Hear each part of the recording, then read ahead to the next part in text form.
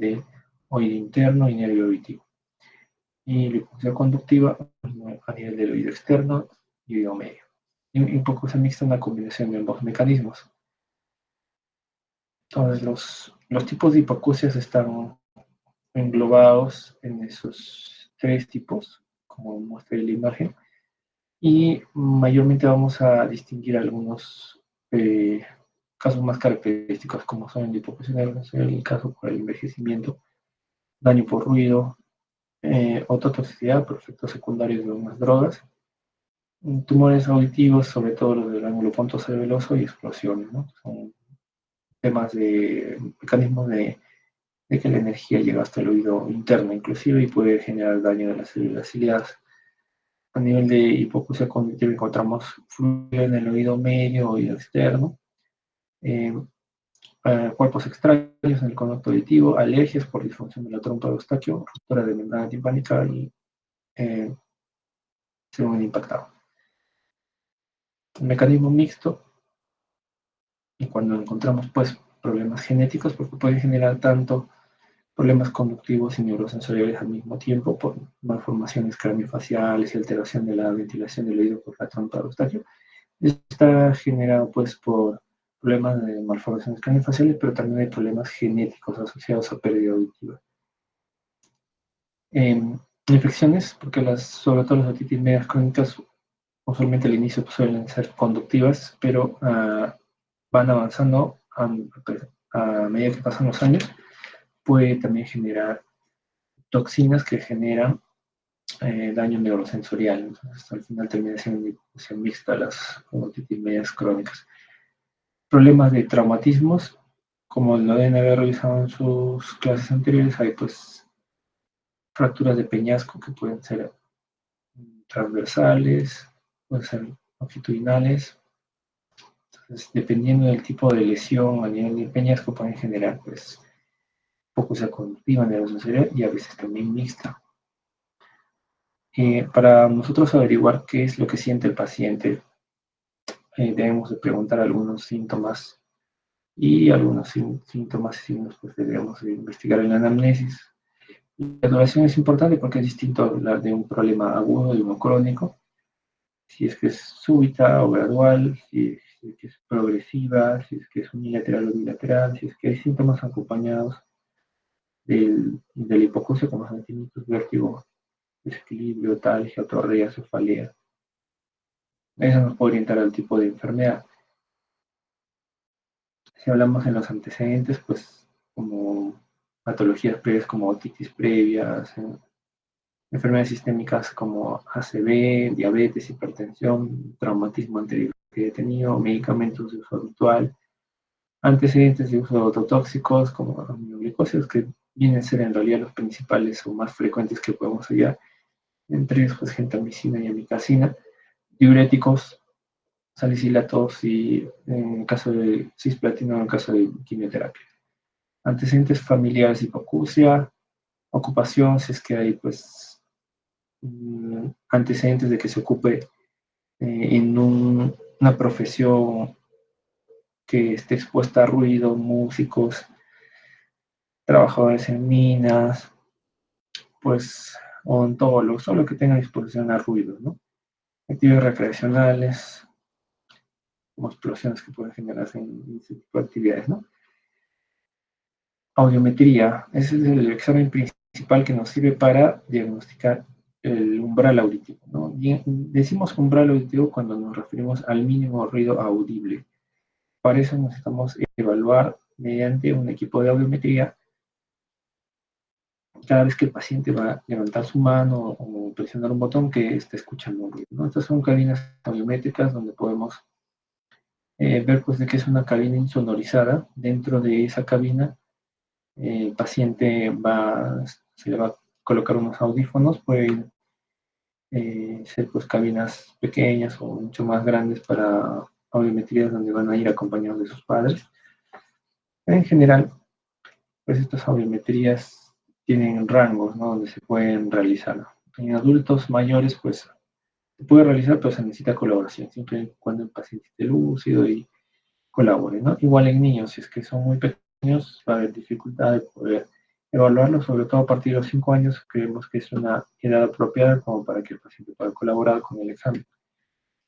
Hay tipos de audiometría, cuando no se puede evaluar a un niño, necesitamos algunos métodos para reforzar o facilitar este examen. La audiometría lúdica está realizada a través del juego, y la audiometría por refuerzo visual es una audiometría donde por señales visuales, puede ser una pantalla o una lámpara, una luz, que se manda cada vez que el paciente percibe el ruido. Entonces va a generar un condicionamiento donde el paciente cada vez que mira la pantalla o mira la lámpara que se enciende, va a asociarla a que hay un ruido en el oído.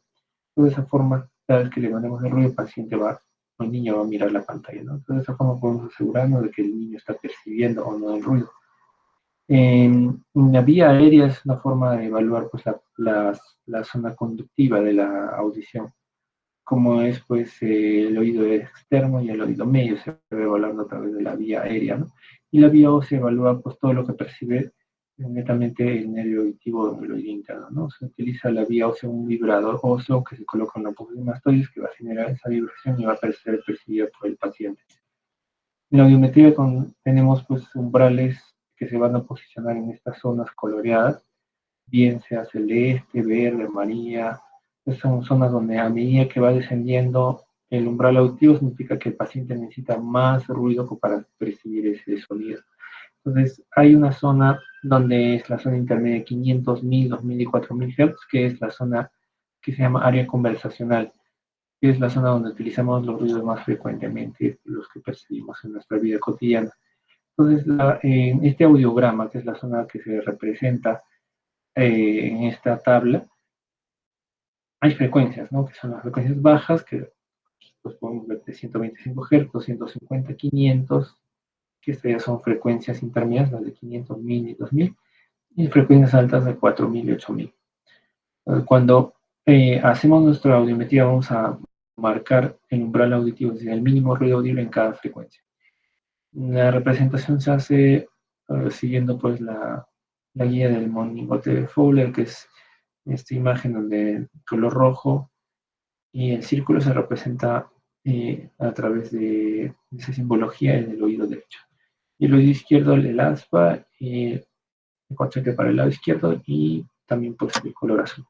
Como aquí he marcado pues cuáles son las simbologías más utilizadas, la vía aérea y la vía ósea, ¿no? Hay otra simbología que no está marcada aquí porque se utiliza a través de enmascaramiento, que es un procedimiento para enviar un ruido blanco, o sea, un ruido de lluvia, como le llamamos, y que sirve pues para enmascarar o, por así decirlo, eh, distraer al otro oído que no perciba los ruidos que van a pasar de un lado a otro, que pueden suceder eso a través de la vía ósea, porque el hueso es una parte del ruido que nosotros transmitimos en un oído, puede pasar hacia el otro a través del hueso, y eso se llama pues un enmascaramiento para evitar que suceda ese efecto. Entonces, cuando hallamos nuestro audiograma, vamos a poner nuestra representación en cada uno de las frecuencias, un umbral, es decir, un aspa o un círculo. Entonces, en cada frecuencia hallamos nuestros umbrales y luego vamos a hacer un promedio. Esto se llama promedio de tonos puros, que es el PTA, que se halla pues la sumatoria de los umbrales en cada frecuencia y se divide entre 4. De esa forma hallamos el PTA y con ese PTA vamos a ubicar en qué zona se halla ese promedio, ya sea en audición normal, hipoacusia leve, moderada, severa o profunda, ¿no? Los rangos están aquí en esta imagen.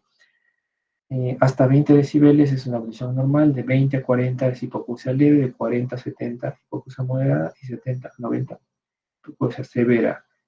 De 90 a más es hipoacusia profunda, y si no hallamos ningún umbral, es decir, de 120 decibeles enviamos el ruido y el paciente aún así no escucha, entonces se considera que no hay respuesta a los umbrales, a los sonidos que estamos enviando, y no hay umbrales auditivos, se considera cofosis o anacusia cuando no hay respuesta en ninguno de los umbrales, ¿no?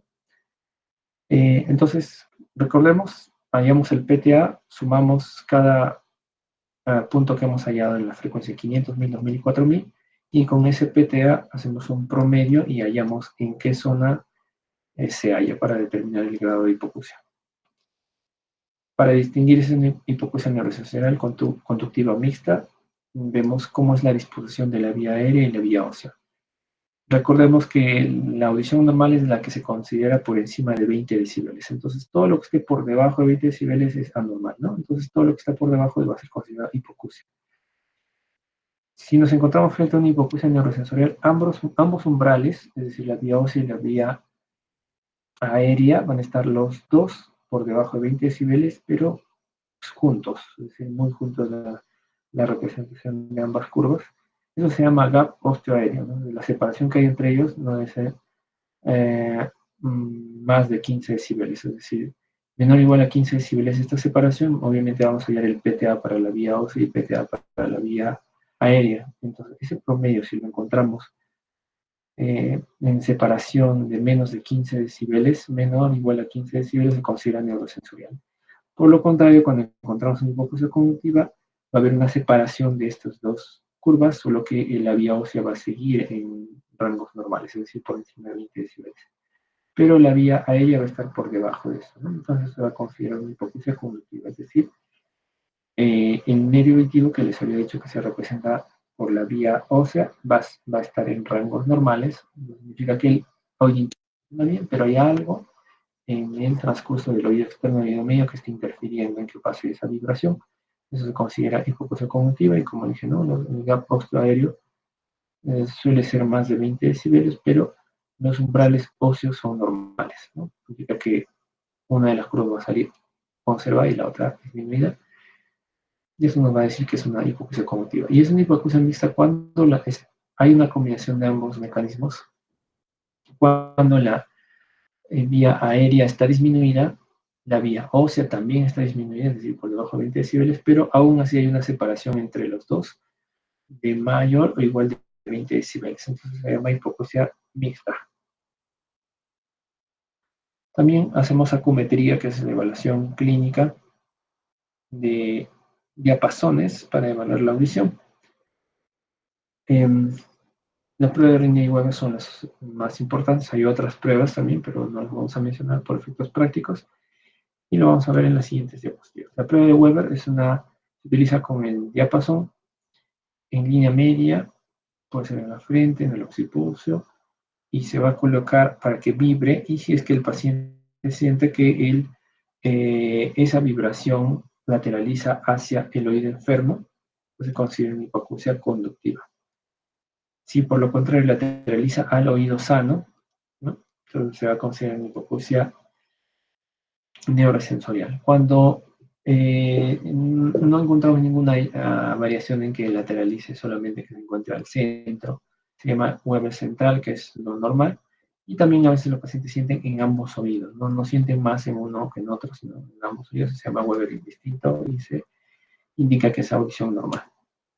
La prueba de Rinne se considera negativo en caso de hipoacusias conductivas, es decir, cuando hay un trastorno en que la vibración que viene del oído externo hacia el oído medio no se llega a transmitir efectivamente hacia el oído interno porque hay interrupción o algún mecanismo que esté disminuyendo toda esta fisiología normal. Entonces, el ruido va a lateralizar hacia el oído enfermo porque el hueso transmite esa vibración y se va más rápido hacia el oído interno, por así decirlo, ¿no? Entonces, la vía ósea es mayor que la vía aérea. Es decir, cuando colocamos el diapasón en la apófisis mastoidea, es decir, atrás, ahí lo va a sentir de mayor intensidad y cuando lo colocan adelante cerca a su oído, no lo va a sentir de la misma intensidad, sino más bajo. Eso se considera Rinne negativo y es propio de hipoacusia conductiva.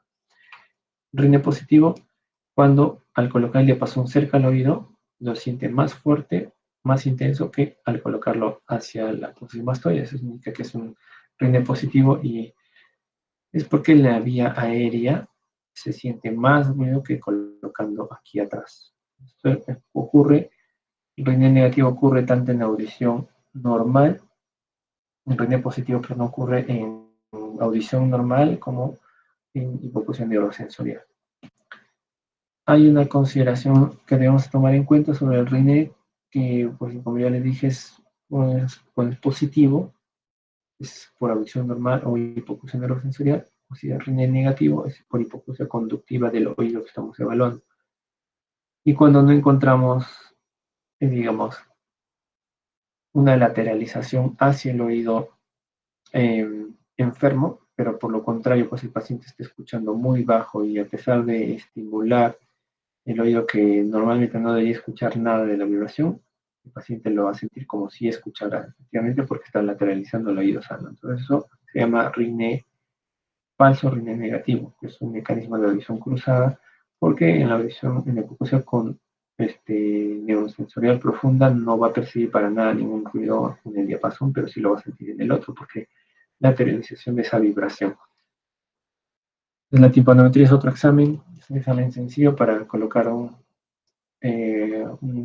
equipo, un detector, una sonda, digamos, que detecta pues valores eh, que indican que hay ventilación o no en el oído, en el oído medio. Esto evalúa básicamente oído medio. Entonces hay mm, algunas características de este examen que sí importan mucho, como son la compliance o la compliancia, que es la máxima distensibilidad de la membrana timpánica, el volumen, para saber si eh, efectivamente estamos en el oído externo midiendo ese valor de timpanometría. El volumen mide el volumen en mililitros del oído externo. Y el otro valor, más que la gradiente, es la presión. La presión sí nos indica si hay presión negativa, presión neutra o presión positiva para orientarnos en el diagnóstico, ¿no? Los valores de presión son de menos 100 a más 100 y los valores de confianza son de 0.3 a 1.4. Entonces, cuando hay una disminución de la compliance, es decir, la máxima extensibilidad, vamos a ver una curva más pequeñita, que es una curva S, la normal, que es una curva A, y AD cuando es súper elevada.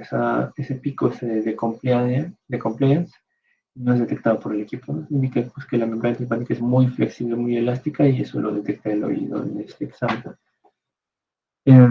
La curva C es una curva, no, digamos, una curva aparentemente normal, pero que está tirada hacia o inclinada hacia presiones negativas, ¿no?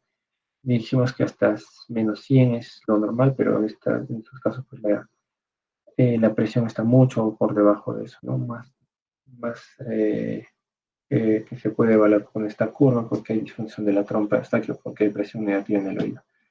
Entonces, nuevamente la representación ahí, las curvas que son normales, las que son AD, digamos que es lo normal, que están cerca a la línea media en cero, pero cuando el pico de compliance se desplaza a menos 200, bueno, en realidad, como dije, la referencia es menos 100 a más 100, pero si se encuentra menos de 100, ese pico pues se considera que hay presión negativa, se llama disfunción de trompa Eustaquio. La curva tipo B, es decir, cuando ya el oído está lleno de moco y no tiene por dónde salir ese moco, se llama pues otitis serosa, que es la curva tipo B. Y las otras curvas, la más pequeñita indica que hay otoesclerosis, es decir, una rigidez de la cadena osicular, o cuando se mueve demasiado, pues es cuando hay una membrana bimérica, es muy delgadita que se mueve con estímulos de vibración mucho más débiles, llega a distenderse mucho más, ¿no? Entonces, ese es otro examen. Aquí tenemos las emisiones autoacústicas, es un examen de screening básicamente. Lo que evaluar son las células ciliadas externas a través del mecanismo de membrana basilar. Hay varios tipos que son las emisiones autoacústicas espontáneas y las provocadas. Las provocadas son los productos de distorsión y las emisiones autoacústicas transientes. Es difícil explicar, pues, cómo es la diferencia en estos tipos de emisiones autoacústicas, pero en términos generales este equipo el resultado lo elabora el mismo equipo y nos indica si pasó, como dice acá en esta imagen, o no pasó o falló.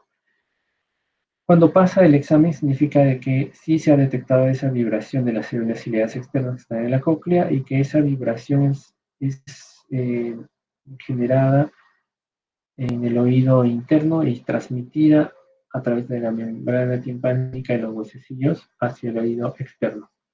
Entonces,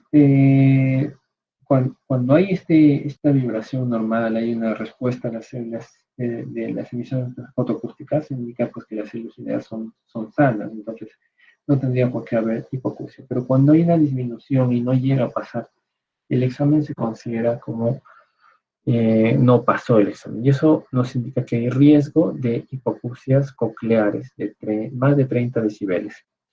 Si un niño tiene más de 30 decibeles de hipoacusia, pues se considera que tiene una hipoacusia leve y debe ser tratada, ¿no? Nos sirve como para screening. Cuando los niños nacen, se les debería hacer este examen y determinar quiénes pasan o no pasan, ¿no? Sería el primer examen a realizar cuando queremos descartar hipoacusia en pacientes que no colaboran propiamente. No es un vuelo valor un recién nacido un niño que un adulto. Entonces hay otro examen también que se llama potenciales evocados auditivos de tronco cerebral, que se pueden hacer tanto en niños como en adultos. En niños nos ayuda a detectar la hipoacusia neonatal cuando hay falta de órganos perinatales, trastorno de la conducta o cuando la biometría no es fiable, si no se ha concentrado el niño.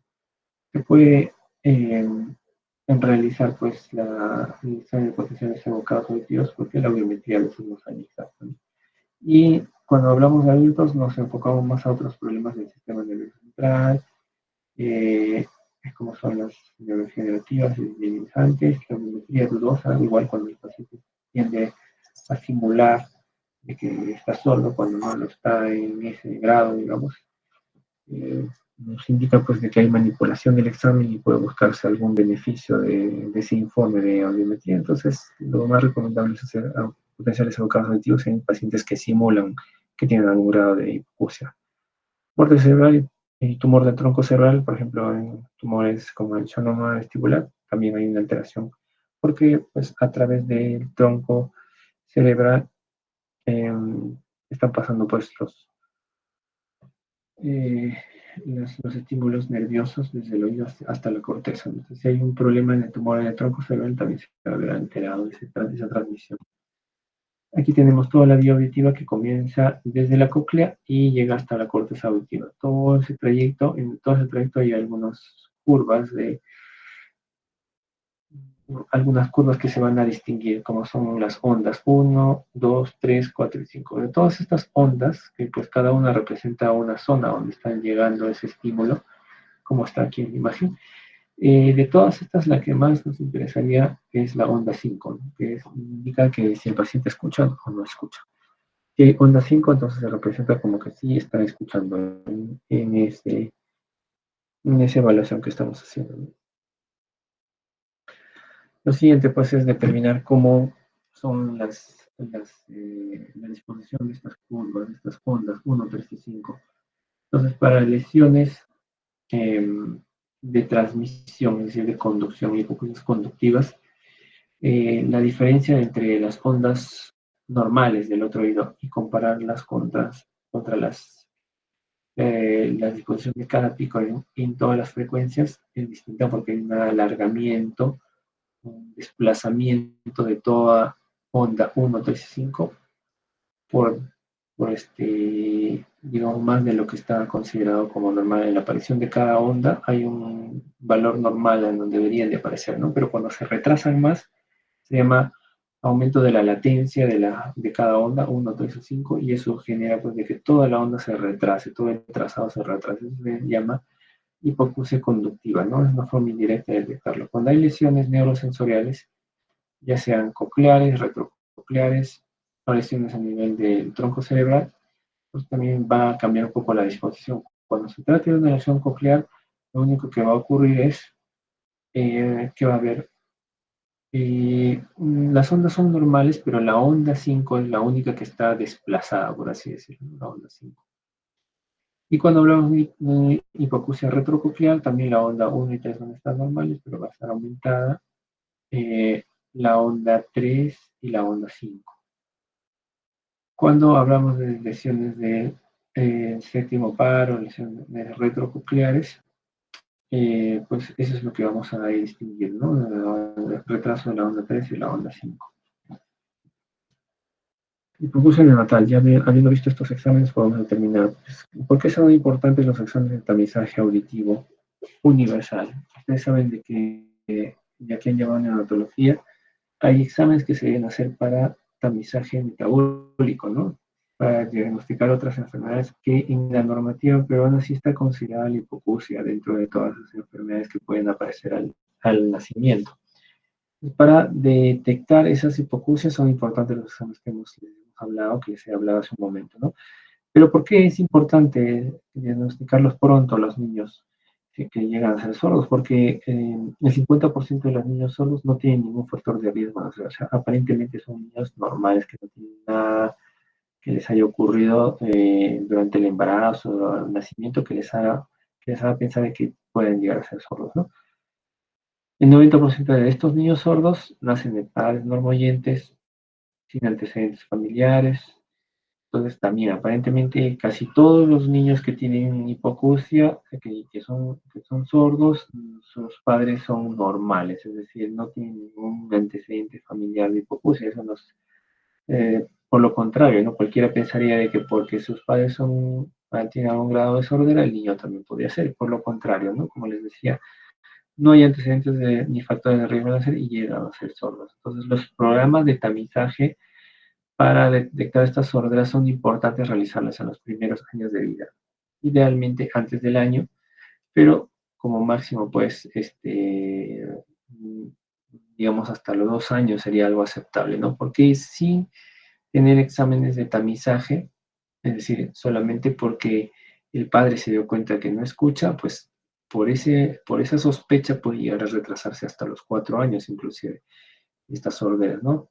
Y aquí el tiempo es oro. En el tamizaje auditivo nos ayuda a detectar cuanto más antes, porque si el niño, imaginemos, tiene 5 o 10 años y recién se le detecta la sordera, el niño prácticamente va a desarrollar pues sordomudez, ¿no? La sordera no se ve. El paciente, como es un niño, no les va a decir que no está escuchando, sino está en proceso de maduración y obviamente todo lo que esté pasando en ese transcurso lo va a interpretar como normal, ¿no? Entonces, al no verse la sordera puede pasar desapercibida.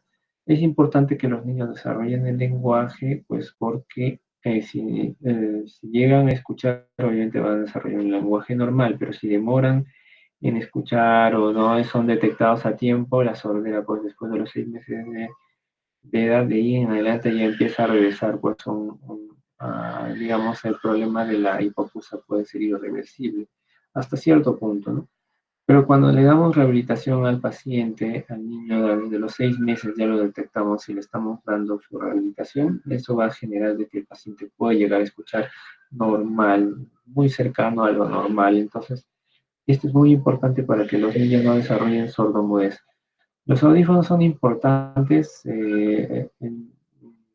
indicarlos cuando es necesario. Si a un niño ya lo detectamos como sordo, hay que darle el audífono para que pueda llegar a desarrollar el lenguaje. Sin un estímulo apropiado para el niño desde los 6 meses de edad, ya lo llegamos a detectar cosas muy grandes, ya cuando tiene más de 5 años, el implante coclear, a pesar de que es un programa que está eh, determinado, sobre todo en instituciones como son de salud, sí hay un programa de implante coclear para niños sordos, y es que lo llegamos a desarrollar muy tardíamente, el niño aún así no va a desarrollar su lenguaje normal, entonces por eso es importante, ¿ya? Seguimos entonces en la aparición de la sordera, y nosotros tenemos a un niño que llega a desarrollar sordera al primer año de vida, pues más o menos vamos a detectar ahí a los niños, más o menos el 50% de los niños que ya llegan a ser sordos, pero al año llegan a aparecer inclusive otros niños que son más o menos el 80% de los niños, y cuando llegamos digamos, hasta los 10 años, vamos a, a inclusive no detectar a algunos niños, recién hasta los 10 años vamos a poder diagnosticarlos porque hay problemas en detectar estos niños. El tamizaje se puede hacer a cualquier edad. Entonces es importante que los niños se detecten no solo al nacimiento, sino cuando tienen factores de riesgo, inclusive hacerles un control al año o inclusive hasta los 10 años. si un niño, por ejemplo, que llega a desarrollar sordera, no es, no es detectado, digamos, uno de sus oídos tiene sordera y no le prestamos atención a los factores de riesgo, inclusive hasta los 10 años pueden llegar a desarrollar ese grado de sordera. ¿Ya? Entonces, por eso es importante hacer el tamizaje auditivo a cualquier edad. Entonces, por ese motivo es de que debemos tener en cuenta los factores de riesgo para que puedan ser detectados a tiempo. Ya los factores de riesgo que debemos tener en cuenta son los antecedentes de hipoacusia en los familiares, son importantes. Y no hay antecedentes de hipoacusia neurosensorial en familiares, como le dije, no es algo determinante. Puede ser de que los niños no tengan ningún antecedente, pero sí tengan otros antecedentes como son infecciones como TORCH.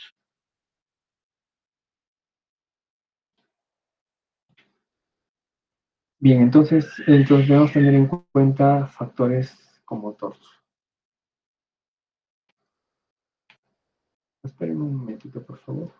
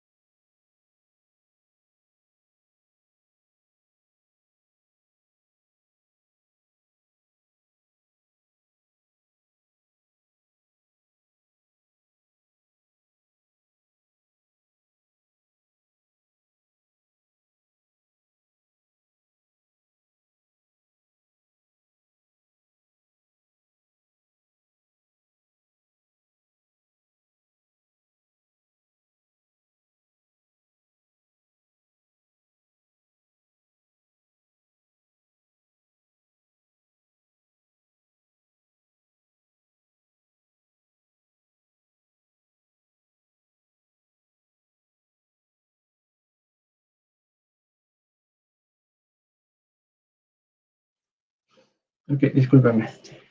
Vamos a seguir hablando de lo que son los factores de riesgo. Principalmente lo que deben tener en cuenta son antecedentes como TORCH, anomalías craneofaciales, como ya les había dicho, todos los problemas craneofaciales, malformaciones, fisura palatina, algún problema genético, cualquier malformación craneofacial está asociada a hipoacusia. Ahora, el muy bajo peso al nacer, sobre todo, como ustedes ya lo saben, menos de 1500 gramos está asociado a hipoacusia neurosensorial. Hiperbilirubinemia grave, que necesite examen de transfusión, exposición neonatal a autotóxicos, como son, por ejemplo, pues, pacientes que han tenido sepsis neonatal y han necesitado, por así decirlo, gentamicina.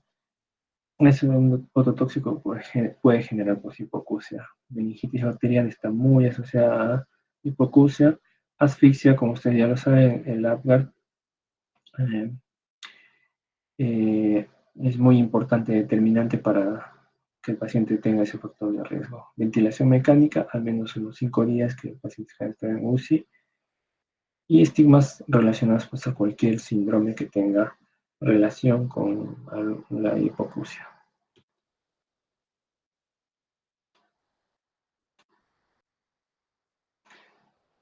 Aún así, cuando nosotros hemos detectado estos factores al inicio, al nacer, también puede haber hipoacusias de aparición tardía, como se había dicho, hasta los 10 años, ¿no?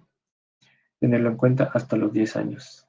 Si hay antecedentes familiares, aunque como les vuelvo a repetir, no es determinante esto, si es que no hay antecedentes en la familia, obviamente no hay que olvidarnos de que hay otros puntos importantes como son las cromosopatías, en las enfermedades neurodegenerativas, el TORCH mismo, como ya lo hemos descrito, y las encefalopatías hipóxico-isquémicas.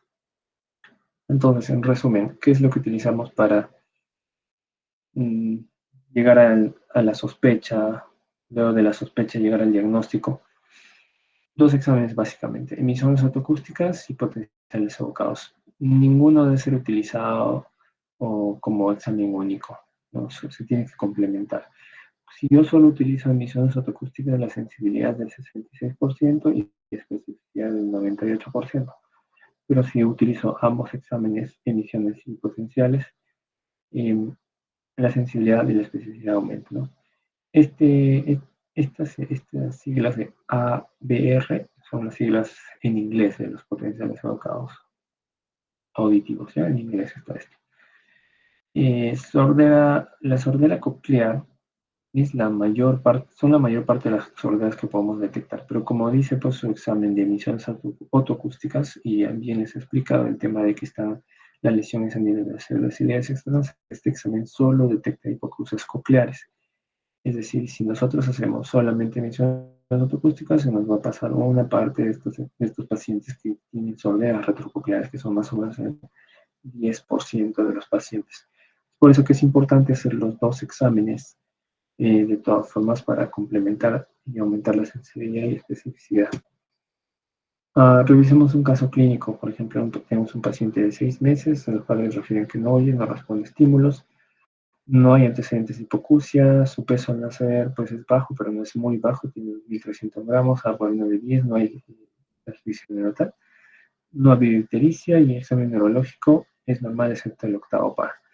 Entonces, como pueden ver, este paciente no tiene ningún antecedente importante, solamente que los padres sospechan de que pueda tener pues, algún grado de hipoacusia porque no responde a estímulos. Entonces, la preocupación de los padres es algo importante que se debe tener en cuenta para sospechar en hipoacusia. Los padres están todo el día con la mamá, sobre todo está con el niño o la niña, pues todo el día está apreciando lo que está respondiendo estímulos, ¿no? Entonces, es importante tenerlo en cuenta. Si no hay ningún antecedente, no es necesario pues que tenga esos antecedentes para pensar en hipoacusia. En este examen vemos la otoscopía del paciente y la otoscopía es normal.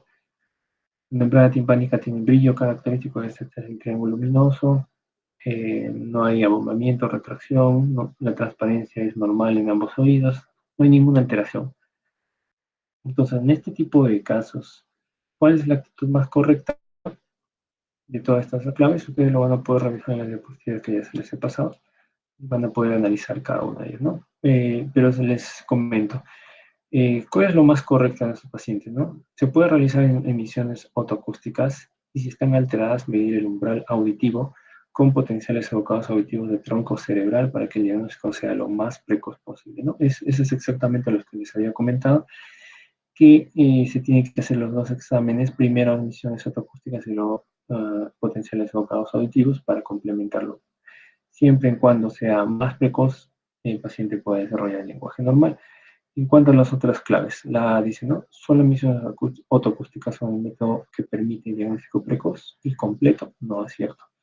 Diferir el diagnóstico hasta que se pueda hacer audiometría, que es más objetiva. Sí, es más objetiva la audiometría, pero no podemos esperar hasta los 5 años para que el paciente nos colabore con el examen. Si se detecta una hipoacusia neurosensoria profunda, es útil colocar el implante coclear a partir de los 5 años, totalmente falso. Esto debe ser pues, antes inclusive del año de vida, ya debería de colocarse el implante coclear si es posible.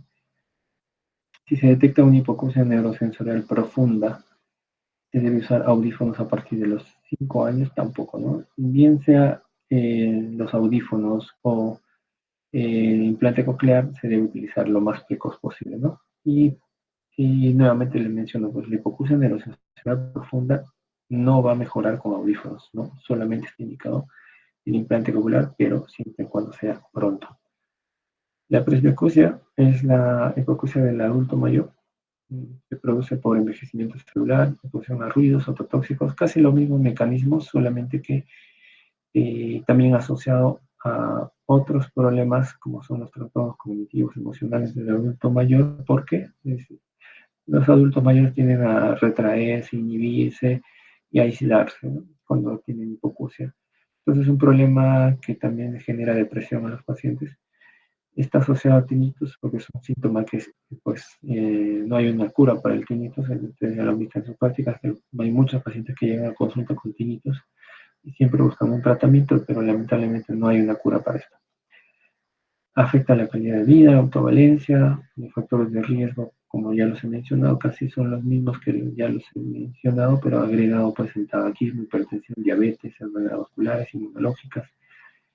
Eh, y generalmente es bilateral, ¿no? O sea, la presbiacusia se va a producir en ambos oídos, va a ser simétrica y va a comprometer primeras frecuencias agudas, sobre todo de 2000 Hz en adelante, y hay un compromiso de la discriminación, eso ustedes ya lo han visto también en su práctica, que los pacientes llegan a la consulta y sus familiares pues nos informan de que le hablan y no entienden lo que le dicen.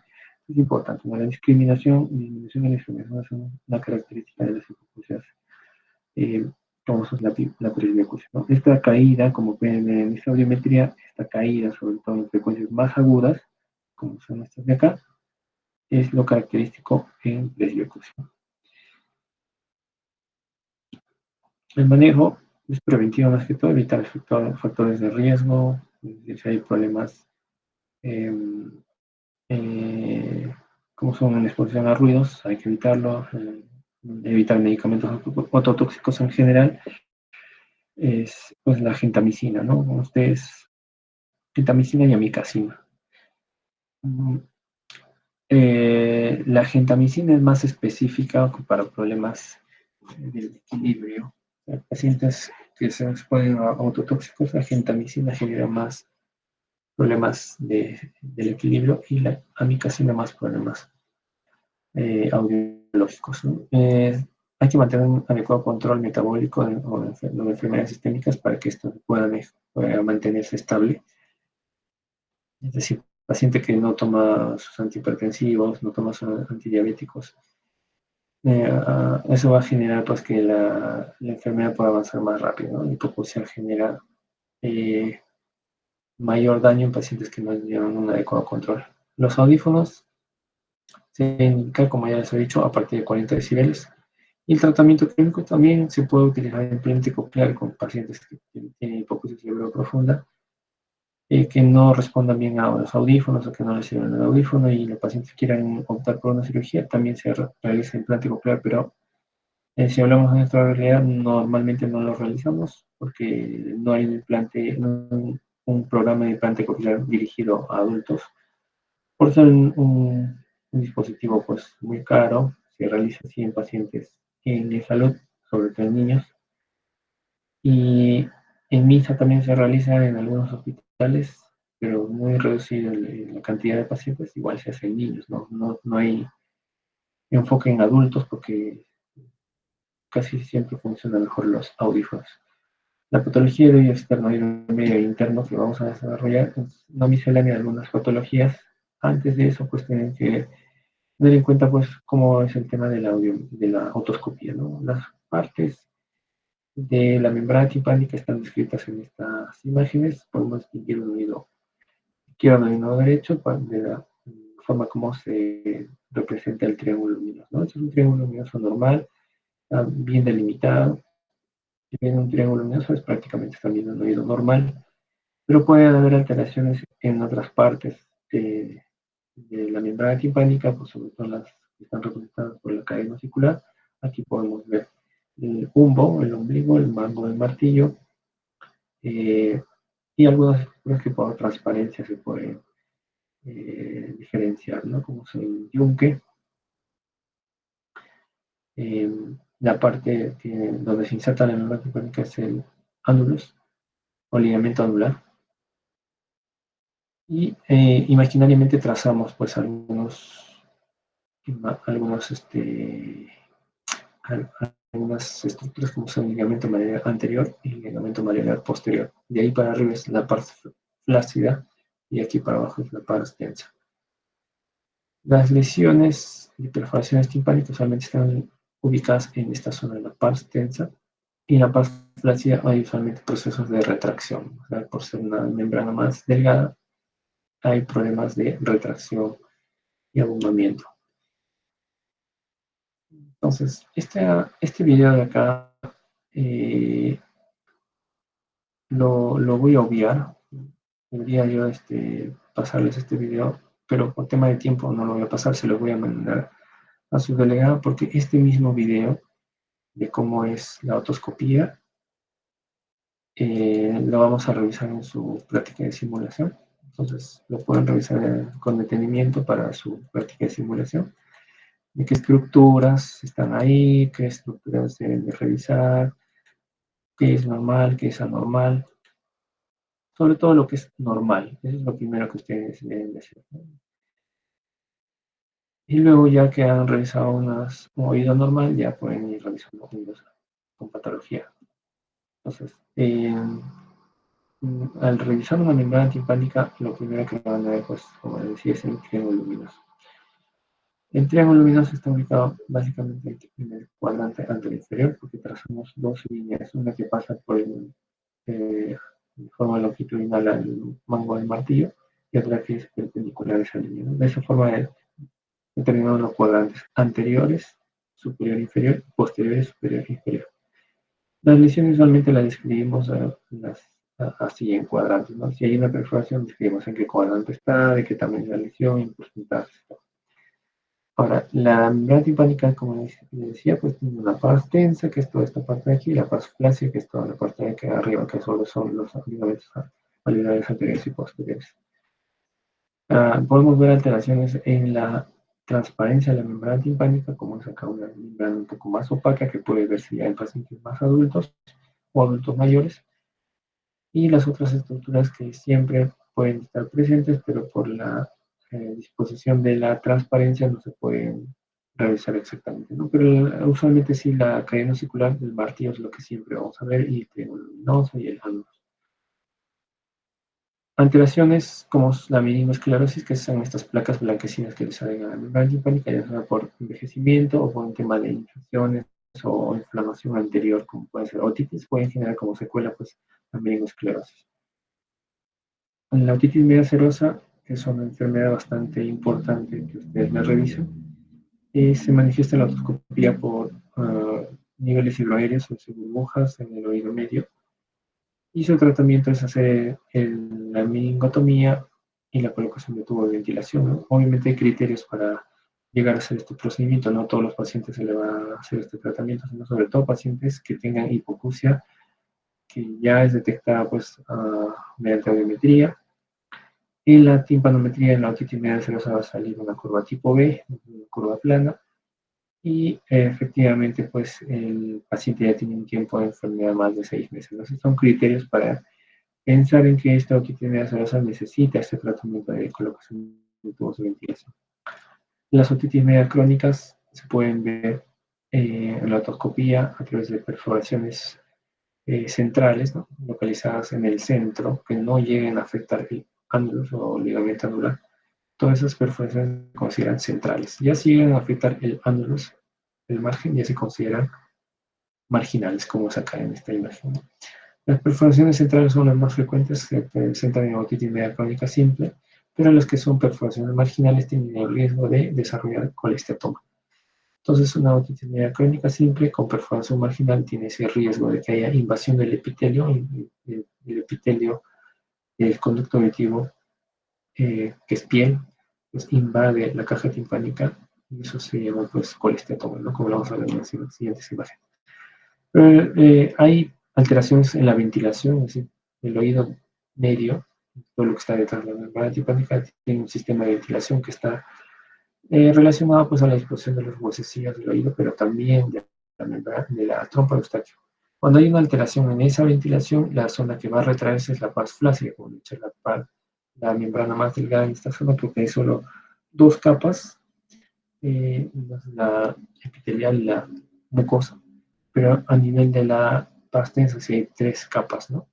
La parte de la externa, la media, que es la fibrosa, y la interna, que es la mucosa. Entonces, esta zona de la parte es menos probable que haya retracción, sino más probable en la pars flácida. Es por eso que se forman los bolsillos de retracción.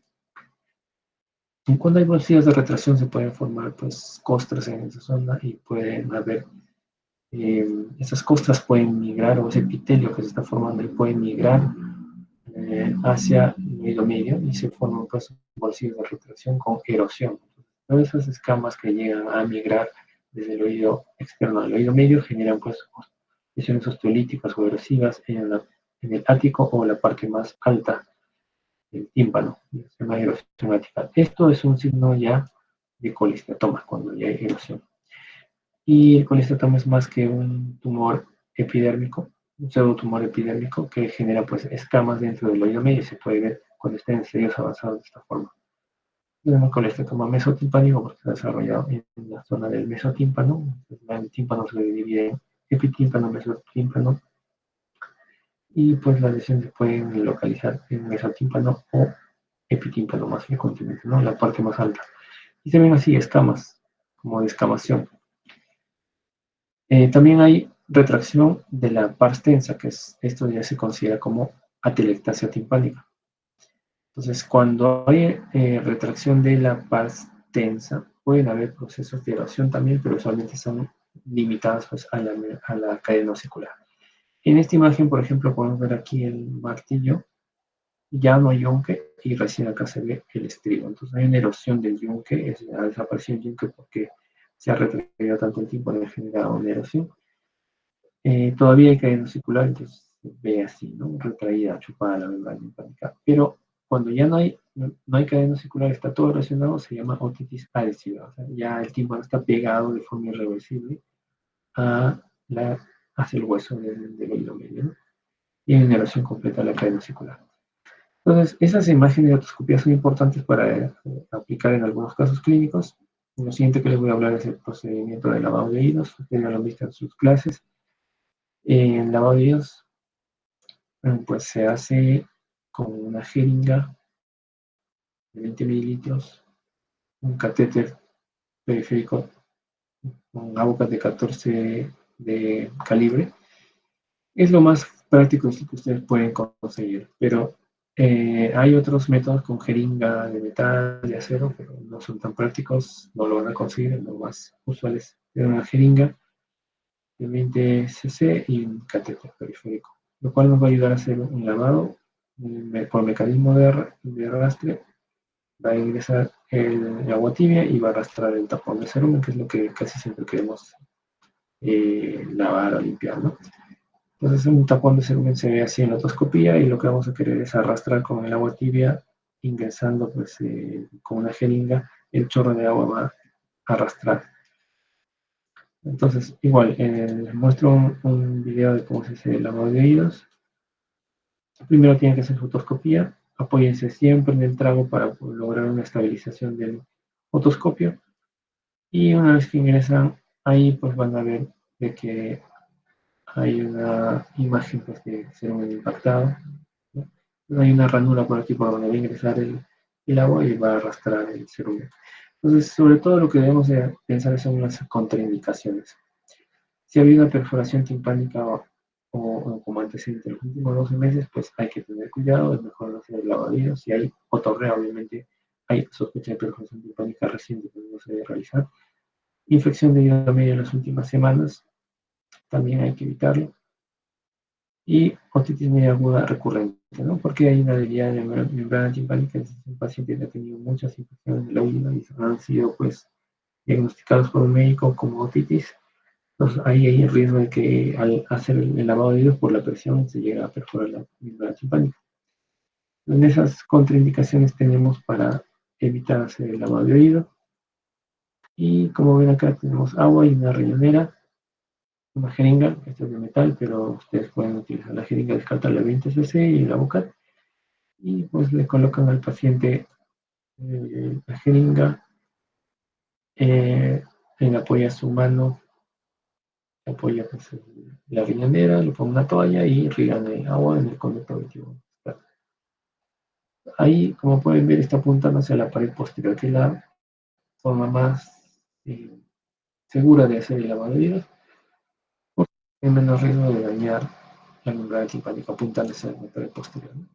En general, tienen que preparar al paciente 3 gotas de glicerina 3 veces al día, 3 días antes del procedimiento. Eso nos ayuda a preparar al paciente y al final pues tenemos que ver la membrana timpánica y ver si es que es normal.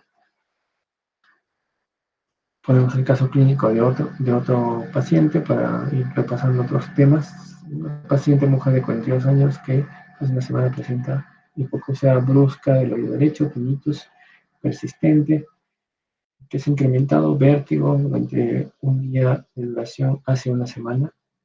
Y el paciente tiene diabetes y hipertensión, ¿no? Entonces, la membrana timpánica está conservada, hay nistagmo y tiene alteración. Alterberg es una forma de evaluar el equilibrio, es una prueba similar a romper, solo que hay que pedir al paciente que marche su sistema. Cuando hay lateralización del Alterberg, la rotación, se considera positivo. Entonces, indica que hay alteración vestibular. En Romberg hay lateropulsión. Entonces, en la imagen de este caso clínico, pues es este movimiento que se llama nistagmo. El nistagmo se puede apreciar así de esta forma, como que el oído bate tiene una fase rápida y una fase lenta. En este caso están viendo pues, que bate hacia el lado izquierdo, ¿no? La fase rápida y la fase lenta hacia el lado derecho. Entonces, cuando tiene un paciente que le llega a observar este nistagmo, ya sea en emergencia, en su salud, donde sea, si encuentra un paciente con este movimiento de los ojos que se llama nistagmo, es probable que el paciente en ese momento sienta vértigo. Entonces, la paciente ha tenido vértigo, tiene hipoacusia. ¿Qué es lo que podemos determinar en este caso? Pues tenemos que ayudarnos con exámenes. Se le ha hecho un angiograma, se ha encontrado una hipoacusia neurosensorial, como podemos ver acá. Y su promedio de tonos puros en el oído derecho es de 48 decibeles, ¿no? Esta es una hipoacusia moderada. Si hay una sordera de aparición rápida, progresiva, está asociado a vértigo, entonces, ¿qué es lo que podemos sospechar? Hay un problema auditivo relacionado a vértigo. A la paciente le han hecho examen de emisiones, perdón, de potenciales evocados auditivos, donde se puede ver una prolongación de la latencia de la onda 3 y 5. Entonces, eso indica que es una hipoacusia retrococlear. Onda 3 y 5 prolongadas, en comparación del otro oído. Eso nos indica de que hay sospecha de que sea una enfermedad retrococlear y le pedimos una resonancia magnética y encontramos esto. Una imagen en el tronco, en el ángulo punto cerebeloso, ¿no? Se trata de esto, de un schwannoma vestibular. Entonces, el schwannoma vestibular Es una lesión expansiva que puede generar lesión de la área vestibular y coclear y va a ir generando problemas a medida que se va extendiendo el tumor. Entonces, en este caso, si es un schwannoma vestibular, que es lo que debemos de marcar aquí, lo incorrecto, ¿no? Entonces, es necesario realizar un estudio radiológico de resonancia magnética con gadolinium, ya que se puede tratar del tumor más frecuente del ángulo pontocerebeloso, que es el schwannoma vestibular. Es frecuente que la patología se desarrolle en el nervio vestibular, pero no son frecuentes las crisis de vértigo previas. ¿Por qué se le llama schwannoma vestibular? Porque está más frecuente ubicado en el nervio vestibular. Pero dice, no son frecuentes las crisis de vértigo previas. En realidad son frecuentes. Ya, entonces, la hipoacusia, perdón, aquí dice, no son frecuentes las crisis de vértigo previas, ¿no? Sí, a pesar de que es el nervio vestibular, como les había dicho, no siempre desarrollan síntomas vestibulares de arranque, ¿no? Al inicio, usualmente los pacientes tienen hipoacusia y después, cuando viene la enfermedad avanzada, recién se desarrollan, perdón, síntomas de vértigo. Hipoacusia probablemente es neurosensorial retrococlear, sí es cierto, como lo dije, ¿no? Es retrococlear. El tratamiento de corticoides y ciprofloxacina vía parenteral, eso no es correcto porque es una enfermedad expansiva. Usualmente el tratamiento es quirúrgico, ¿no? No sirve de nada darle antibióticos a esta enfermedad. Caso clínico 4, paciente varón de 3 años, comenzó hace aproximadamente 48 horas, rinorrea, fiebre de 38 grados. Inmunizaciones incompletas, padres laboran en zonas alejadas y está a cargo de sus abuelos, ¿no? Se manipula el oído. Se encuentra en la otoscopía, paciente con otalgia y otoscopía con tímpano abombado, es una otitis media aguda, otitis media aguda, que es distinto a este otro oído, ¿no? Que es un oído normal, con un triángulo luminoso bien delimitado, ¿no? Como acá pueden ver que hay una hiperemia, un enrojecimiento, abombamiento para la membrana simpática, sobre todo en la parte más alta, porque es la zona de la parte flácida la que primero se pueda abombar. Esto es característico de otitis media aguda. ¿Y cuál es el tratamiento más adecuado? Para responder esta pregunta, tenemos que desarrollar un esquema para el manejo de los pacientes con otitis media. Dentro de eso, podemos determinar pues, de que primero se le da al paciente analgésicos y revelación a la mayoría de los pacientes en realidad durante las primeras 48 horas. Hay algunos casos solamente de que ameritan antibiótico, y eso lo vamos a ver en la siguiente diapositiva, porque la mayoría de los pacientes pues, son problemas virales, pero pueden desarrollarse a lo largo de todas estas fases, que son la tubotimpanitis hiperémica, exudativa y supurativa, y pues la última que nos toca es la perforación. Pero usualmente al ser problemas virales no llegan a desarrollar todo este proceso. Todos los problemas más severos, como son las bacterianas, pueden llegar a la perforación. Es por eso que al tratarse de problemas virales, la mayoría de los pacientes con observación y analgésicos solamente va a llegar a pasar. Entonces, aquí tienen un esquema, un flujograma de cómo deben tratar la otitis media aguda. Y dentro de estos problemas, si hablemos de la otitis media aguda, es tomar en cuenta estos factores, como son la edad, si es que hay signos de otitis media aguda grave, si es que hay otorrea o si es que es bilateral. Siempre y cuando la otitis sea en menores de 6 meses, haya criterios de otitis grave, otorrea o que haya otitis bilateral, el tratamiento siempre va a ser antibiótico. Y tiene que determinar si el paciente es muy pequeñito, pues menos de 2 meses y mejor inclusive hospitalizarlo. Cuando no hay esos criterios de otitis media grave, no hay otorrea, no son más mayorcitos los niños, pues 2, 3 años, no hay problema, se puede desarrollar una actitud expectante con paracetamol y ibuprofeno en 48 horas y recién después de ese periodo de evaluación se puede determinar si necesitan antibiótico. Entonces, el tratamiento sintomático se le da a la mayoría de los pacientes durante 24 a 72 horas en mayor de 6 meses que no presenten otitis media grave. ¿Qué indica la otitis media grave? ¿Qué síntomas?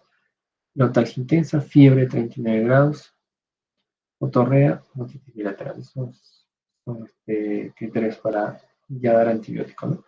Entonces, el inicio de la antibiótico terapia normalmente debería ser diferido pues, hasta los 72 horas, inclusive si en caso hay buena respuesta. ¿Qué pasaría si le damos antibiótico a todos? Pues va a generar resistencia bacteriana con el tiempo. La dosis de paracetamol para tratar los síntomas de dolor, de otalgias, de 10 a 15 miligramos por kilo de peso cada 4 o 6 horas, y de ibuprofeno 5 a 10 miligramos por kilo de peso cada 6 o 8 horas. De estos dos, ¿cuál es más efectivo para el dolor? Es ibuprofeno. Hay otros tratamientos que se le puede plantear, ¿no? Mucolíticos, antihistamínicos, tratamientos tópicos, pero no se ha demostrado que todo eso sirva o funcione en esta enfermedad de la otitis media aguda. Entonces, tratamiento antibiótico sí deben dar de arranque los niños de menor de 6 meses, niños menores de 2 años con otitis media bilateral y síntomas severos, niños mayores de 2 años con síntomas severos o otorrea, niños a cualquier edad que no se pueda garantizar un adecuado seguimiento, y el tratamiento es amoxicilina de 80 a 90 miligramos por kilo de peso repartidos en 8 a 12 horas, que también puede estar asociado a ácido clavulánico en una proporción de 8 a 1, y pues 60 tablitas de 875 miligramos más 125 de ácido clavulánico sirve para estos casos. Siguiente caso, una otitis bilateral intermitente en un paciente de 63 años que tiene hipoacusia bilateral progresiva y más intensa en el oído derecho. No acude a emergencias porque tiene vértigo, empeoramiento de su hipoacusia, y en otoscopía hay una perforación timpánica que que erosiona el ángulo, se permite que accede al ático, ¿no? Entonces, hay tejido de color blanquecino en este paciente, y ¿qué es lo que podemos sospechar? Tenemos esta imagen que les había hablado antes. Las otitis pueden localizarse en la parte superior, en el epitímpano, y cuando están localizadas así, hay escamas epidémicas, hay lesiones erosivas en el hueso, entonces podemos sospechar de un colestatoma. Entonces, el caso de este paciente son complicaciones que se pueden desarrollar en otitis media crónica, que pueden ser tanto intratemporales como intratemporales. Las más frecuentes son las intratemporales. Entonces, después la mastoiditis es la más frecuente en la cabeza, pero también puede haber petrocitis, parálisis facial, laberintitis y absceso mastoideo. Y las intracraneales, como son el absceso extradural, el absceso subdural, meningitis, absceso cerebral, tromboflebitis del seno lateral. Son de las más frecuentes y son de las menos frecuentes, perdón, pero las pueden ocurrir en algunos casos.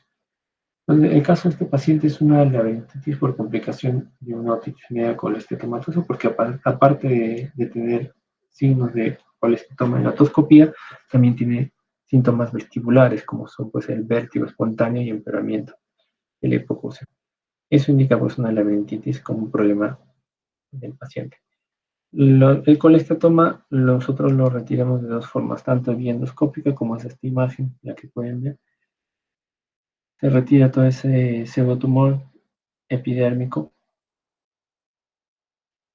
a través del conducto auditivo y también a través del microscopio haciendo una mastoidectomía. Hacemos una trepanación del hueso temporal y a través de un corte externo se puede hacer la remoción del tejido colestetomatoso. Otro caso clínico, un niño de 5 años que la madre refiere durante los últimos 8 meses presenta dificultad para entender el habla, y en ocasiones durante este episodio ya han notado que no responde al llamado. Entonces, lo que pueden ver que el paciente tenía otitis recurrentes con antibióticos desde el nacimiento, ya tiene varios episodios anteriores. Oído derecho y oído izquierdo tiene la membrana retraída bilateralmente, inmóviles a la otoscopia neumática, y hay múltiples niveles hidráulicos. Esta es la palabra clave, múltiples niveles hidráulicos. La nasofiloscopía en hipertrofia de medida moderada y la biometría hipoacusia leve bilateral. Entonces, esto es lo que notamos en la otoscopía. Estos niveles hidroaéreos son muy importantes para detectar una otitis media serosa. Entonces también hacemos una nasofiloscopía, ingresamos a la nasofaringe, podemos llegar a ubicar la adenoides a través de estos exámenes. Es una escala visual que determinamos pues, hasta qué punto llega en porcentaje todo esto para determinar la severidad. Pero esta es la radiografía que ustedes siempre van a tener que tomar en sus pacientes que tengan la sospecha de otitis media serosa, porque también esta radiografía es importante para evaluar niños que tienen ronquidos. Entonces se aplica el índice AN, que es el índice de Fujioka, que es la evaluación de la columna de la adenoide y la columna de la nasofaringe. Y se halla pues el grado de hipertrofia haciendo esa relación, ¿no? Las hipertrofias leves y moderadas pueden ir bien con tratamiento médico, es decir, corticoides nasales, antihistamínicos, pero sobre todo los corticoides nasales. En un grado 3, cuando es ya severa, no va a responder adecuadamente a problemas, a medicamentos, y es mejor la cirugía, ¿no? Hipertrofias severas.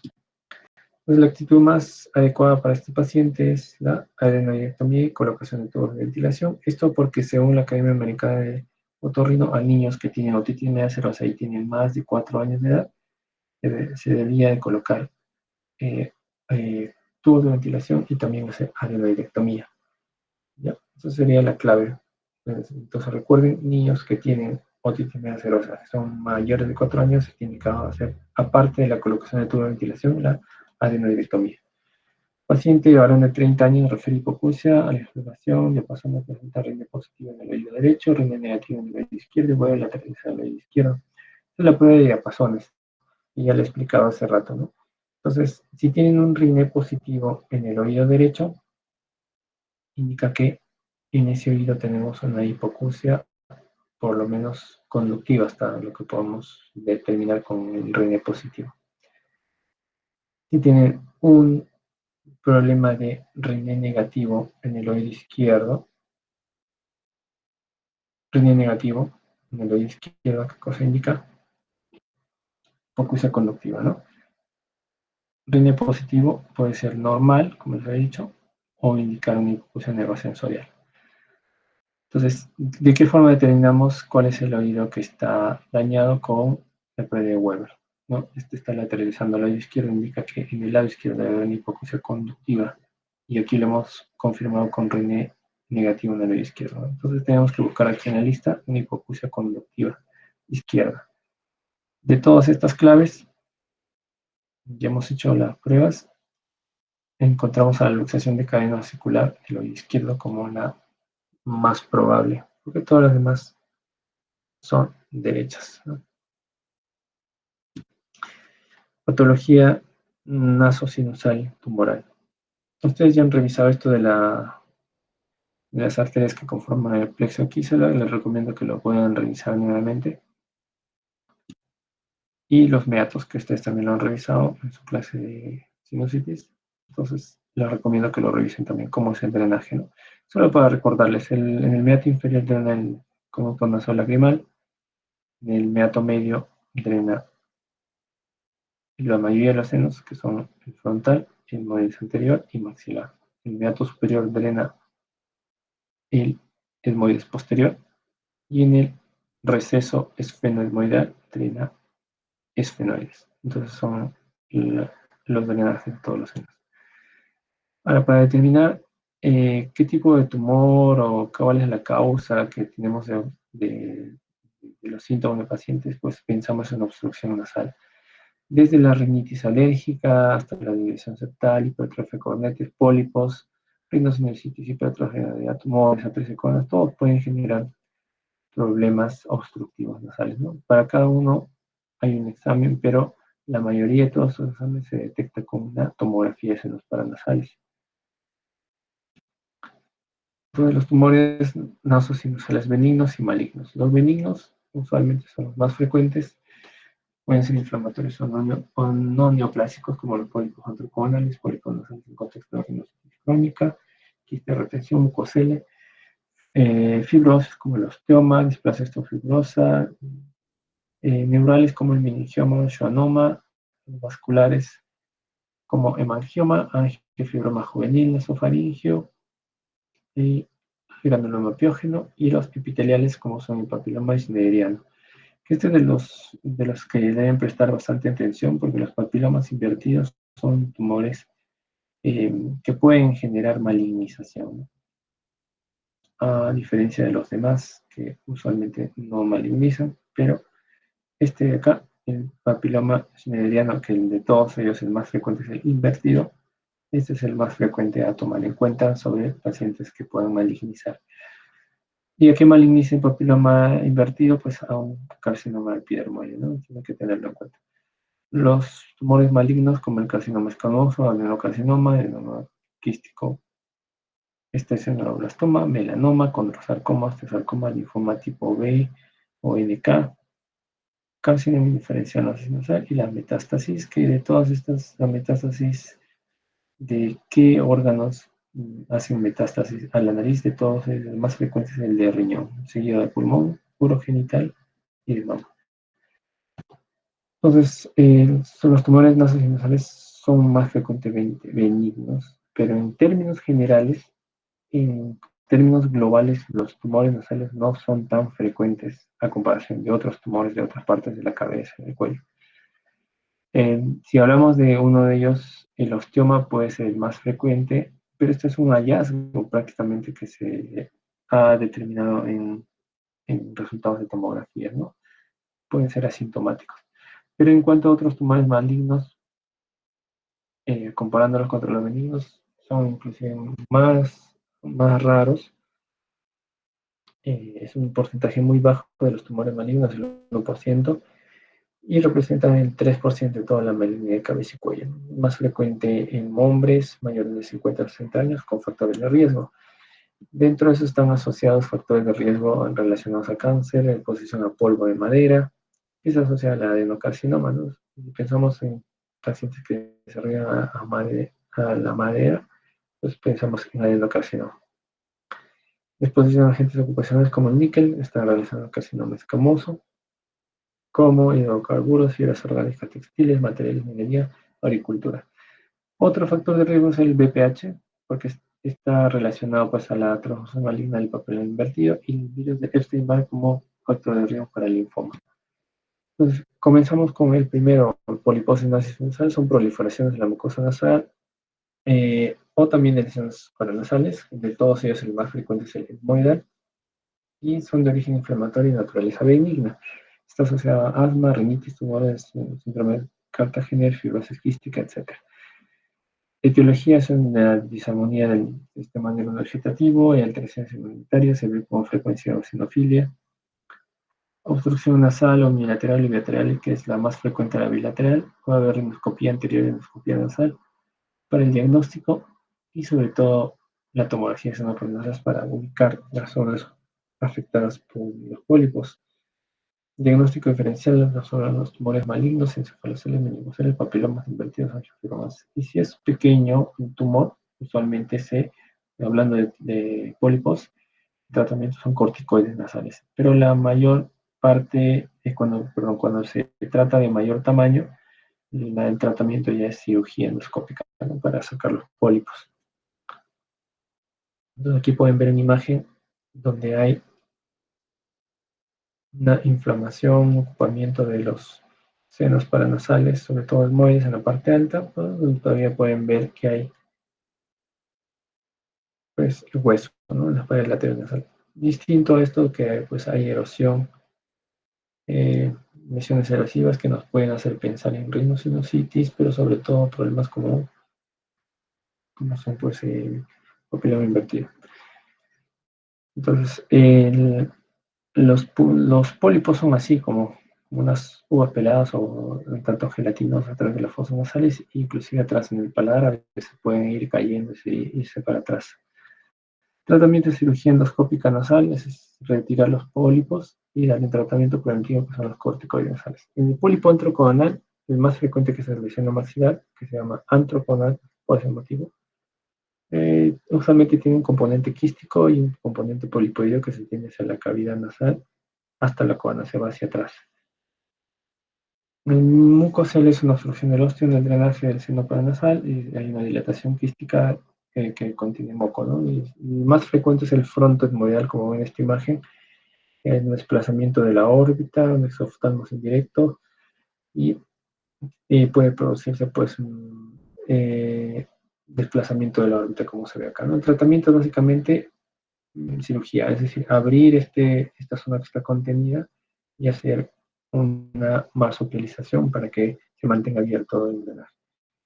Papiloma invertido de los que les hablé también, que es bastante frecuente, bueno, relativamente frecuente en nuestra especialidad. Lo asociamos mucho pues, al problema de BPH, infección por virus papiloma. Entonces, el 6 y el 11, y con menos frecuencia 16 y 18. Está ubicado más que todo en etmoides, fosa nasal, seno maxilar, y la malignización es el carcinoma escamoso. Es hasta el 10%, ¿no? La resección quirúrgica es importante para poder hacerle seguimiento al paciente, ¿no? Entonces, un tumor así irregular, medio cerebroide, que está, en este caso, en un lado, que está generando retención de moco. Entonces, eso es lo que está más frecuentemente asociado pues al papiloma invertido, BPH. Tratamiento, cirugía. El angiofibroma juvenil, el tumor vascular benigno, que es agresivo localmente, invade estructuras vecinas, como pues por fuera de la cavidad nasal se puede llegar a meter inclusive al cerebro. Y la biopsia no está recomendada porque hay riesgo de sangrado, ¿no? La resección quirúrgica, endoscópica y embolización postoperativa de sangrados, como lo dice acá. Entonces, siempre que tenemos un angiofibroma juvenil, la característica principal es el sangrado y que genera obstrucción nasal. Entonces, la triada es ahí totalmente claro, ¿no? Paciente varón, obstrucción nasal, ya, y tiene epistaxis, ¿no? Esas características son importantes del paciente con angiofibroma juvenil. El tratamiento es embolizar, es decir, ocluir la zona que irriga el tumor que está acá en este caso. Y lo que nos ayuda pues, a que haya menos sangrado durante la operación. La cirugía es básicamente endoscópica, pero cuando son casos muy grandes ya se les hace pues cirugías más radicales. En cuanto a otros tumores nasales, sobre todo los malignos, encontramos el carcinoma epidermoide, el adenocarcinoma, el carcinoma nasal diferenciado, ¿no? Todo esto se cae. El carcinoma epidermoide escamoso es el más frecuente de los tumores malignos y frecuentemente está en el seno maxilar. El adenocarcinoma está relacionado a polvo de madera y es 4 veces más frecuente en hombres. Carcinoma nasal diferenciado es un tumor agresivo, metástasis ganglionar del 10 al 30%, tiene mal pronóstico. Neuroblastoma o la extensión neuroblastoma, que es el otro tumor, está localizado en el techo nasal, en la parte alta, y hay diseminación craneal que compromete el bulbo olfatorio y tractos olfatorios. El melanoma maligno es más frecuente en el paciente mayor, que es tal como un melanoma de la piel, una mancha oscura que puede extender. Linfoma no-Hodgkin de células B,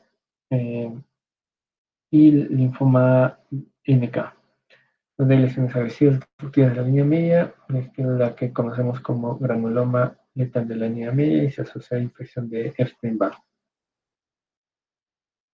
Entonces aquí, como podemos ver, lesiones extensas que generan lesiones osteolíticas,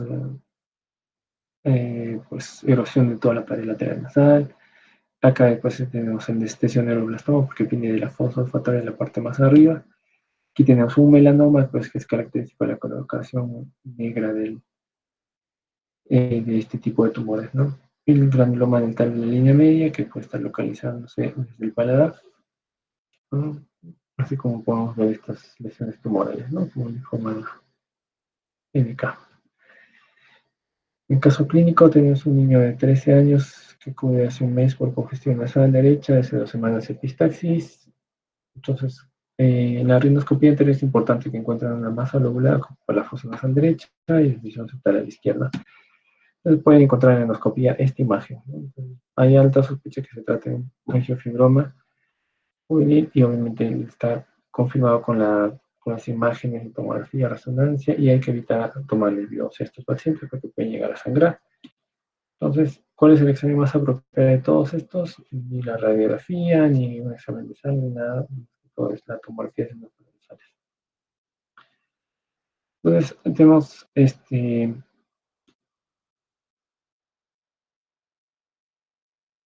Otra imagen.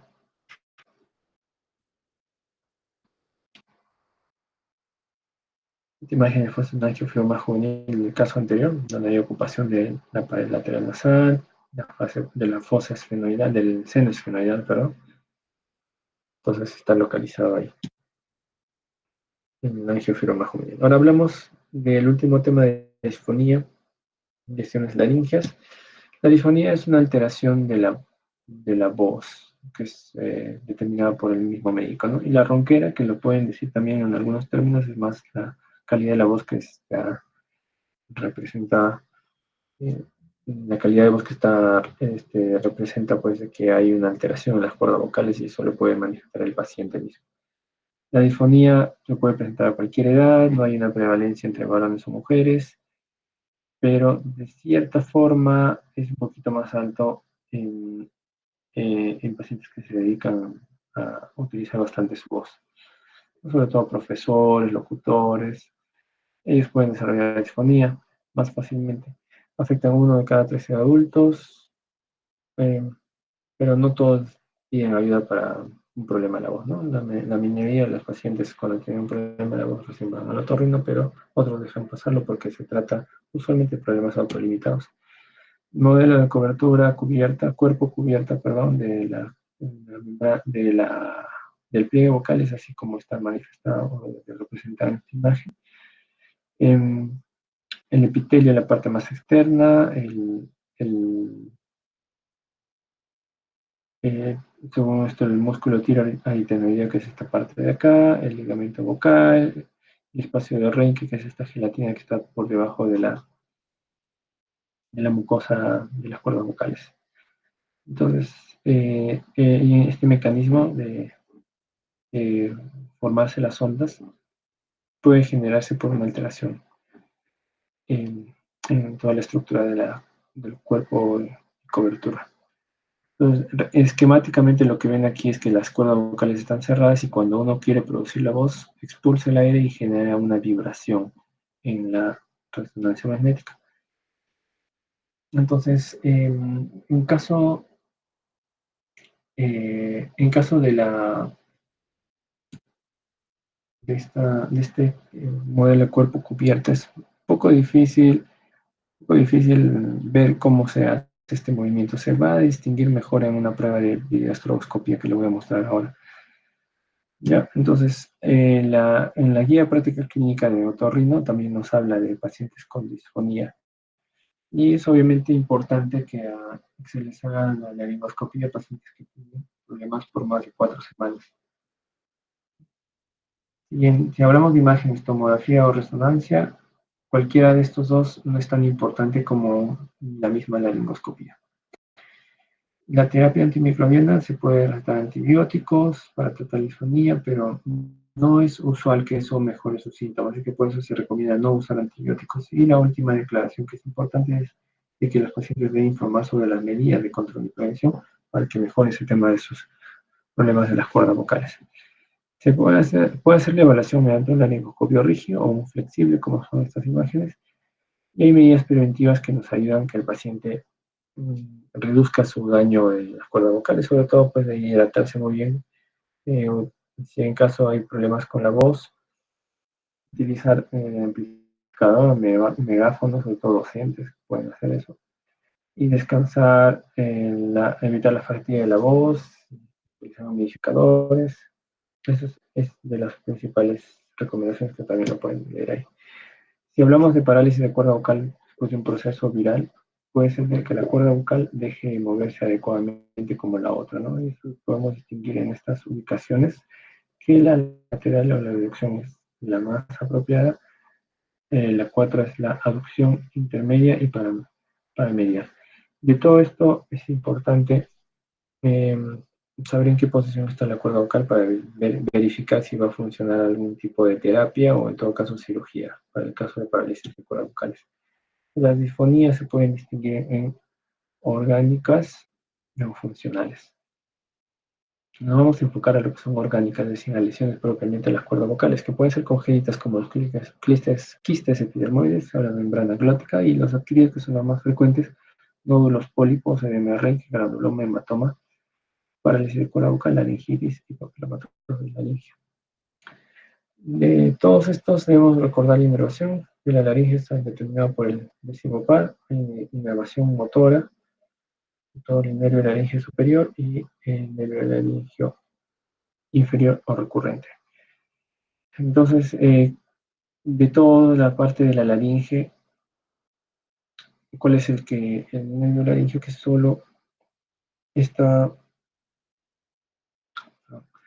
en cuanto a la inervación motora, el laringio recurrente superior, la rama externa, que va hacia el músculo cricotiroideo, y el nervio laringio inferior recurrente que va hacia el resto de los músculos. Entonces, este es el único que va hacia el nervio laringio superior, que va hacia el músculo cricotiroideo, ¿ya? Y los demás músculos van inervados por el laringio inferior recurrente. La inervación sensitiva está determinada por el nervio laringio superior, y hay parálisis pues, que podemos ubicar en estos problemas de parálisis de cuerda bucal que pueden ser las más frecuentes, las periféricas, las que ocurren por fuera del tronco cerebral, las que están más localizadas a nivel periférico, ¿no? La cirugía tiroidea es una de las causas, por un mismo procedimiento pueden generar lesión del medio y puede llegar a ser irreversible. Entonces es la causa más frecuente de parálisis nervio superior y inferior recurrente.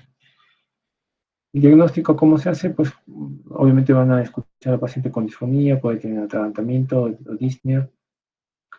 Y pues para su diagnóstico hay que hacer una laringoscopía rígida o flexible. El tratamiento es la rehabilitación, foniatría, es hacerle participar, tratar de reactivar sus músculos cuando tienen esa parálisis. La foniatría les va a ayudar eso, ¿no? Si no hay mejoría, se puede hacer otros procedimientos como la inyección de grasa, hidroxiapatita o tiroplastía. Pero si es bilateral, se prefiere hacer una traqueotomía y hacer una cordotomía posterior. Aquí les muestro una imagen de cómo debería de verse la laringoscopía más estroboscopía, videoestroboscopía de un paciente que tiene disfonía. Ahí se puede ver en imagen que tiene la vibración de las cuerdas vocales, pero se está moviendo más la cuerda vocal derecha, ¿no? Llegan a cerrar parcialmente el orificio, el gap de ambas cuerdas vocales. Ahí se puede ver el movimiento estroboscópico, como es la ondulación de las cuerdas vocales, con esta imagen, con este equipo, perdón, y nos puede ayudar muchísimo a determinar la zona de las lesiones. Entonces, las lesiones laringeas, como los nódulos laringeos, se diferencian de los pólipos, que son otras lesiones muy parecidas a que los nódulos laringeos se producen en ambas cuerdas vocales y los pólipos en una sola cuerda.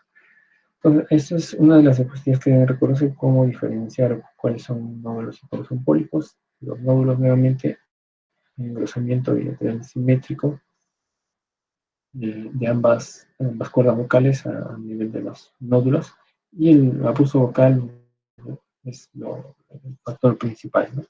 Tratamiento, como son nódulos, primero rehabilitación vocal y como último paso, la microcirugía laringe. En caso de pólipos, pues la lesión es unilateral, no tienen ambos estados.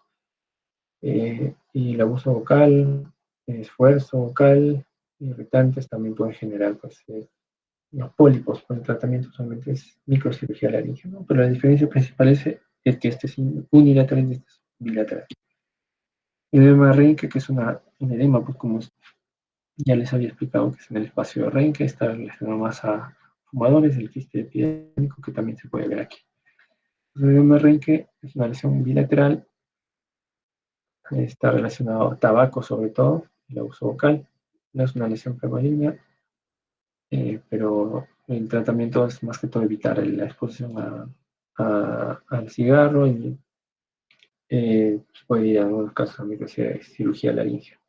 El quiste epidérmico son lesiones redondeadas en mucosa normal, pueden ser congénitos adquiridos y el tratamiento de la microcirugía laringea. Y aquí se puede ver la diferencia entre otros problemas como es la papilomatosis laringea, que son imágenes múltiples de aspecto verrucoso, donde se puede ir infiltrando pues, en algunos otros tejidos que no pensamos. En este caso, la papilomatosis laringea es muy importante detectarla y darle el tratamiento correspondiente, como puede ser resección y también cauterización de la zona de los papilomas. El reflujo faringolaringio es otra de las enfermedades bastante frecuentes, que es una localización hacia la pared posterior de la laringe, hacia la entrada de los alimentos hacia el esófago. Entonces, eso es algo muy característico. La papilomatosis laringea son recidivantes, tal como eran las papilomatosis eh, eh, de otras zonas, ¿no? La papilomatosis laringea tiende a ser recidivante sobre todo a niños. Es una papilomatosis laringea tiene mayor agresividad que en adultos. Importante la relación con el BPH 6 y 11, puede haber riesgo de transformación maligna. Hay posible extensión a largo traqueobronquial cuando ya están sometidos a cirugías y con el tratamiento de microcirugía laringea o láser se puede realizar para este tipo de casos. El reflujo faringolaringio más que todo es un tratamiento pues, clínico. No muchas veces se piensa en este caso de reflujo, podemos pensar que hay otro tratamiento como cirugía, sino más que todo está enfocado a lo que es tratamiento médico. Disfonía, tos crónica, sensación de cuerpo extraño, carraspera en la laringoscopia y mucosa de las aritenoides edematosas, eritematosa, y un engrosamiento de la comisura posterior o la zona interaritenoidea. El tratamiento básicamente son IVP, o sea, inhibidores de bombo de protones, como es la omeprazol, pantoprazol, esomeprazol, lansoprazol, todo lo que sean IVP están indicados.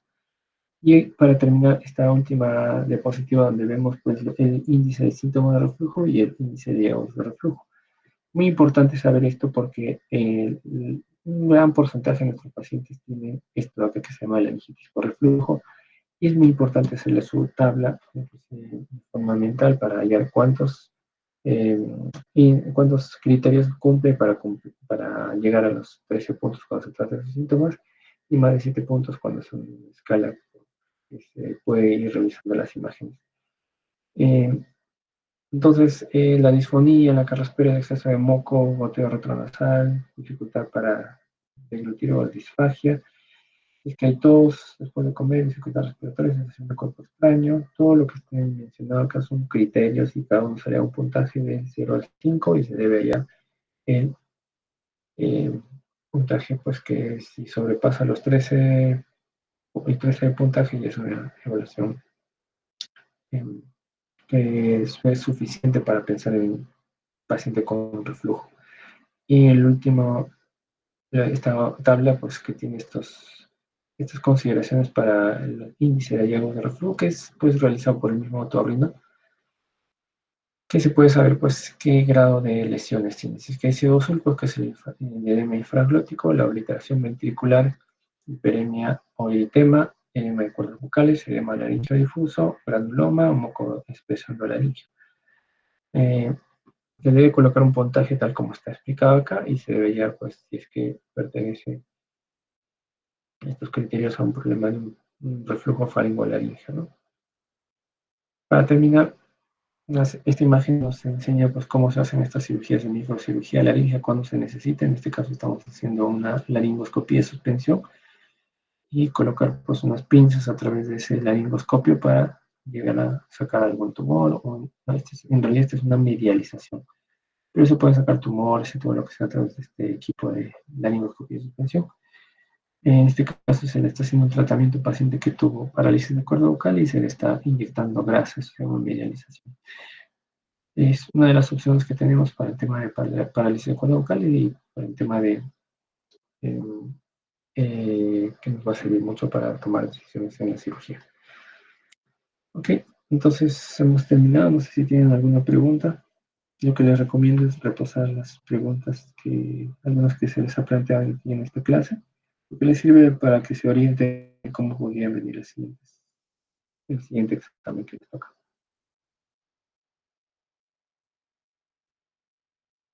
Okay. ¿Alguna duda tienen?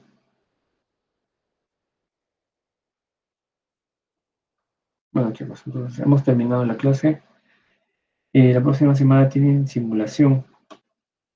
No sé cómo van se han organizado para la próxima semana, porque tienen sus las otras especialidades también coinciden en el mismo día o van a planificar en distintas fechas.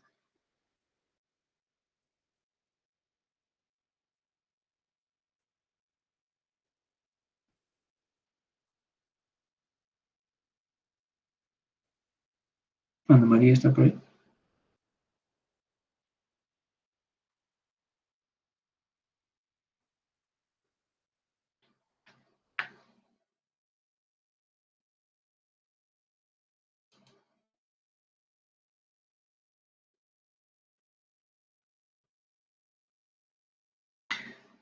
Bueno, chicos, entonces ya estamos organizándonos para la próxima vez, para su semana de simulación.